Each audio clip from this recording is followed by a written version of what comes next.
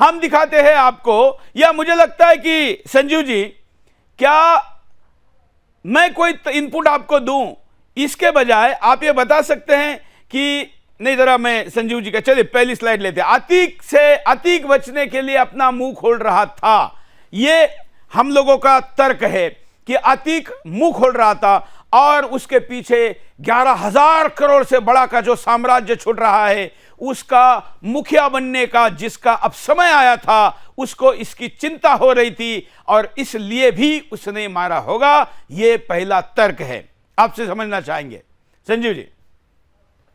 देखिए, इसमें कोई दो राय नहीं है कि अतीक टूट चुका था। पुलिस इंटरोगेशन में धीरे धीरे वो सारी बातें बताने लगा था, सारी इंफॉर्मेशंस देने लगा था, यहां तक कि उसने अपने हत्याकांड से कुछ दिन पहले ही काफी सारा एमुनेशन यूपी पुलिस को बरामद करवाया था, जो एमुनेशन पाकिस्तान के एमुनेशन से कहीं ना कहीं कनेक्ट कर रहा था।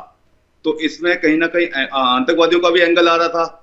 और सबसे बड़ी बात यह कि उसके जो चैट्स आ रहे थे जब वो जेल के अंदर था, कि वो काफी लोगों से पैसा अपना वसूल वापस मांगना चाह रहा है, चाहे इलेक्शन के नाम पे, चाहे उसने जो दिया हुआ है। ये सारी बातें बताती हैं कि अतीक कहीं ना कहीं बुरी तरह टूटा हुआ है, माफिया की उसकी खत्म हो गई है, ये वो समझ चुका था। और जब ये बातें क्लियर हो गई और अतीक ने ये अपने बयानों में भी बोल दिया कि मैं आने वाले दिनों में कुछ बड़े चेहरों के नाम खुलासा में लाने वाला हूं, बड़े चेहरों के नाम बताने वाला हूं, चाहे वो आतंकवादी हो, क्रिमिनल हो, पॉलिटिशियंस हो, या बिल्डर्स हो, या वो लोग हो जिनको उसने काफी सारा पैसा दे रखा है। तो ये सारी वजहें अतीक के खिलाफ जा रही थी। अतीक का कत्ल होना ही था, क्योंकि अतीक को सजा होने के बावजूद इंटेरोगेशन चलती रहती, क्योंकि उसके ऊपर काफी सारे केसेस थे।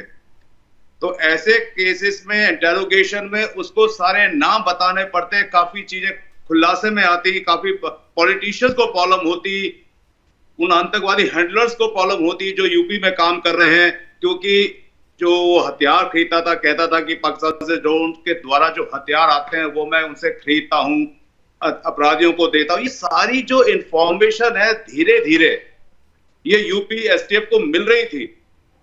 तो ऐसा लगता है कि जो उसके मास्टरमाइंड है, जो इन 3 कातिलों के मास्टरमाइंड है, जिनको ये समझ में आ चुका था कि अब आने वाले दिन में अतीक सब नामों के खुलासे कर देगा, बहुत लोग परेशानी में आ जाएंगे। अब उस परेशानी में सबसे ज्यादा क्लोज कौन है? वही जो सबसे ज्यादा क्लोज होता है वही सबसे बड़ा राजदार होता है। तो ऐसा भी हो सकता है कि इस क्लोजनेस, इस राजदार में क्या शाइस्ता भी हो सकती है।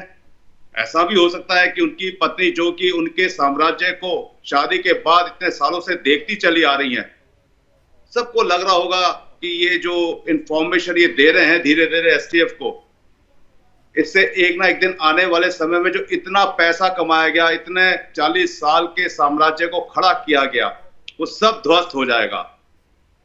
तो ये सारी चीजें हो सकती हैं इस हत्या के पीछे।